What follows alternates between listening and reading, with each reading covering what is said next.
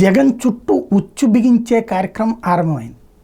తను అధికారంలోకి వచ్చాక చంద్రబాబు చుట్టూ ఉచ్చు బిగించేందుకోసం ఆనాడు ఏదైతే బాబు గారికి సంబంధించినటువంటి అవినీతి మీద విచారణలకి అంటూ ఆదేశించి ఆ పైన రకరకాలైనటువంటి అంశాలు ఏది ముందు క్యాబినెట్ సబ్ కమిటీ ఒకటి ఫైల్ తయారు చేసి ఆ సబ్ కమిటీ ద్వారా మిగతా వ్యవహారాల లైన్లోకి తీసుకొచ్చి రకరకాల కేసులు ఇదంతా నడిచింది.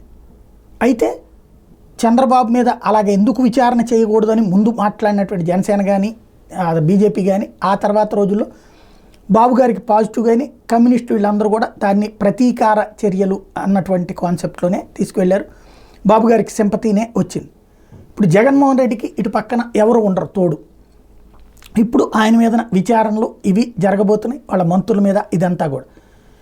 ఇంతకుముందు వాళ్ళని ఎవరినైతే అరెస్టులు చేశారో అట్లాగే ఇప్పుడు వీళ్ళకి సంబంధించిన వాళ్ళ అరెస్టులు ఇవన్నీ కూడా ప్రిపేర్ అవుతున్నాయి. రాబోయే రోజుల్లో ముందు ఓ పక్కన శ్వేతపత్రాల పేరుతో చిట్టాల నుంచి ప్రారంభమై అరెస్టులు కథంతా నడుస్తుంది. ఎక్కడి దాకా వెళ్తుంది ఇది అన్నటువంటి చూడాలి ఇక.